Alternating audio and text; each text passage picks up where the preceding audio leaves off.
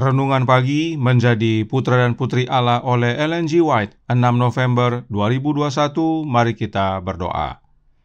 Bapa kami yang di sorga, Allah pencipta langit dan bumi, laut dan segala isinya, Allah yang maha besar, maha kuasa, sumber segalanya, yang kami sembah selalu melalui anak-Mu yang tunggal, Yesus Kristus. Terpujilah Yesus, anak Allah yang maha tinggi, yang adalah penebus, penolong, penghibur, pengantara kami.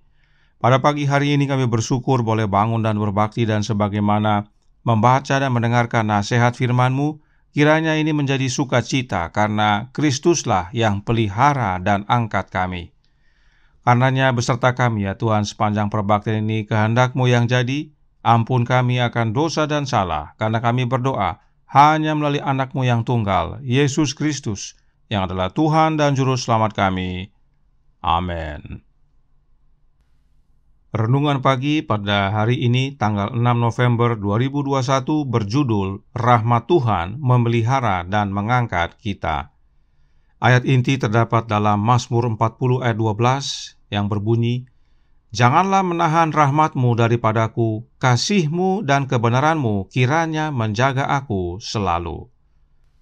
Agama Kristus akan mengangkat kehidupan ke standar yang lebih tinggi. Pekerjaan Roh Allah di dalam hati merendahkan kesombongan manusia dengan membuat kita memahami sesuatu tentang rahmat dan kasih sayang Tuhan yang lembut.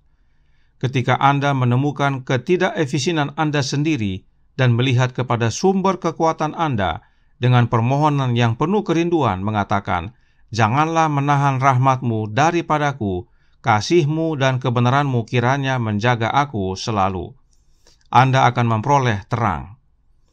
Anda tidak dapat memiliki iman bahwa Tuhan akan menjaga Anda dengan kasih sayangnya dan dengan kebenarannya, terus-menerus melindungi Anda ketika Anda tidak menempatkan diri Anda dalam saluran terang. Maka hindari teman yang buruk dan pilihan yang baik. Benih kebenaran yang ditaburkan di dalam hati harus menerima sinar terang dari matahari kebenaran agar dapat tumbuh. Benih-benih kebenaran yang tidak tumbuh dan berkembang segera kehilangan kekuatan untuk berkecambah dan akan binasa. Tetapi kebiasaan buruk gulma akan muncul dan berkembang. Tanaman kasih, kegembiraan, kesabaran, kesopanan, kelemah lembutan, dan kerendahan hati yang mulia perlu dipupuk dengan hati-hati jika tumbuh dan berkembang. Jangan puas dengan kesalehan yang dangkal, tetapi orang-orang muda bertumbuhlah dalam rahmat dan pengetahuan tentang Yesus Kristus. Apakah Anda membuat kemajuan? Apakah tanaman rahmat tumbuh di pohon atau layu? Tunjukkanlah diri Anda dengan rendah hati dan sering di atas tahta kasih karunia, dan katakan kepada Yesus semua keinginan Anda, dan jangan berpikir bahwa ada sesuatu yang terlalu kecil untuk Dia perhatikan.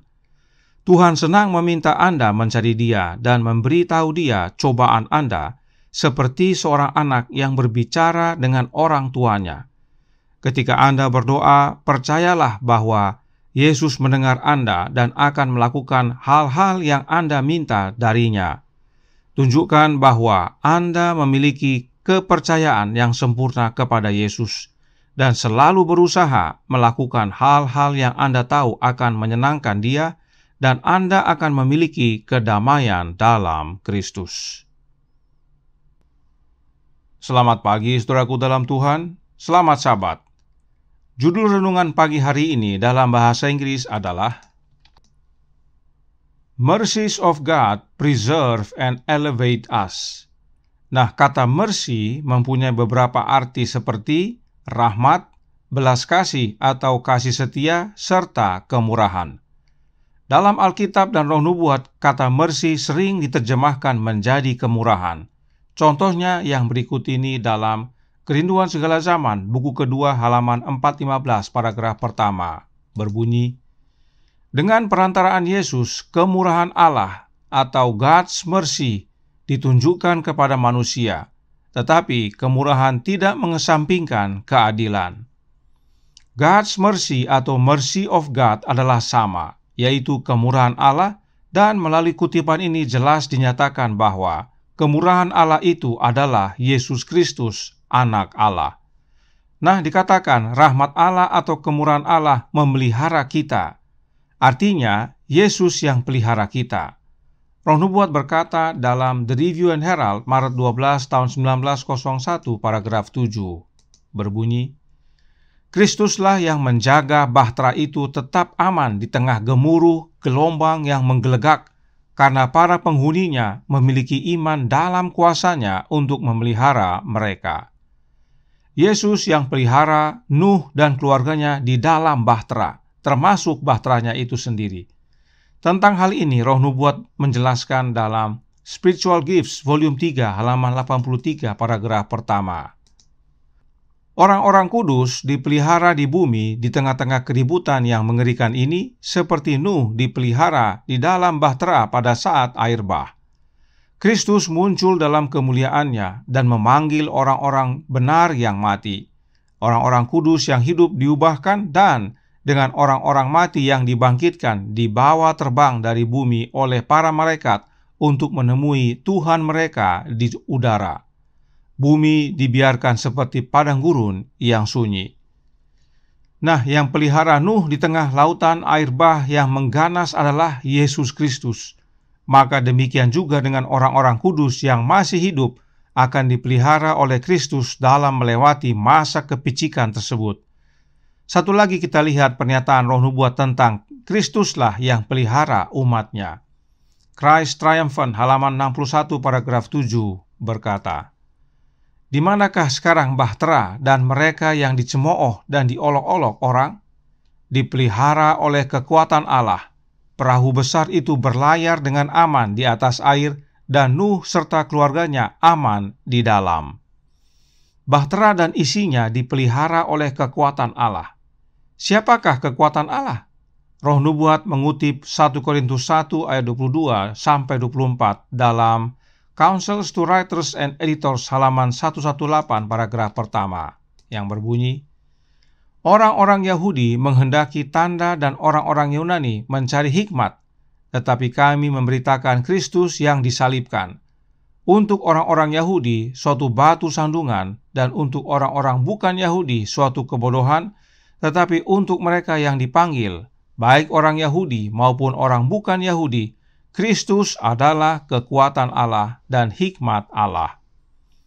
Kata power dalam 1 Korintus 1 ayat 24 ini sebenarnya berarti kuasa, sebagaimana dalam Kisah 1 ayat 8. Namun Alkitab Bahasa Indonesia menerjemahkannya menjadi kekuatan. Intinya, kekuatan Allah atau kuasa Allah itu adalah Yesus Kristus yang adalah Anak Allah. Jadi jelas, Yesuslah yang pelihara kita, umat-umatnya yang setia. Kemudian dikatakan kemurahan Allah yaitu Yesus Kristus mengangkat kita. Apakah benar demikian? Roh Nubuat menjawab dalam Confrontation halaman 72 paragraf 3 berkata, Kristus datang ke dunia untuk menyempurnakan karakter yang benar bagi banyak orang dan untuk mengangkat ras yang jatuh. Tetapi hanya sedikit dari jutaan orang di dunia kita yang akan menerima kebenaran dan keunggulan karakternya dan memenuhi persyaratan yang diberikan untuk menjamin kebahagiaan mereka. Kristus yang adalah kemurahan Allah mengangkat kita dalam karakter. Tetapi hanya sedikit dari jutaan orang di dunia yang mau menerima kebenaran dan keunggulan karakter Yesus ini. Mengapa hanya sedikit? Karena yang berikut ini. Sketches from the Life of Paul, halaman 296, paragraf 1, yang berbunyi, Roh Kristus akan mengerahkan kuasanya yang memperbaharui dan menyempurnakan karakter semua orang yang akan taat dan setia. Kesempurnaan karakter adalah dengan menerima Roh Kristus dalam hati kita. Nah, miliaran manusia di dunia ini diajarkan tentang oknum lain yang disebut Allah Roh. Dan Allah Roh inilah yang tinggal dalam hati mereka. Celakanya, gereja mengajarkan bahwa Allah Roh ini bukanlah Roh Kristus. Nah, jika Allah Roh ini bukan Roh Kristus, karakter siapakah yang Dia hasilkan? Tentunya bukan karakter Kristus yang sempurna. Sebab untuk menerima karakter Kristus yang sempurna, kita harus menerima Roh Kristus dalam hati kita. Dan yang percaya tentang Roh Kristus ini sedikit. Karenanya, apakah saudara percaya? Perhatikan kembali renungan hari ini. Banyak sekali menekankan tentang Kristus bagi kehidupan kita. Menjadi putra dan putri Allah halaman 328 paragraf 1 berkata, agama Kristus akan mengangkat kehidupan ke standar yang lebih tinggi.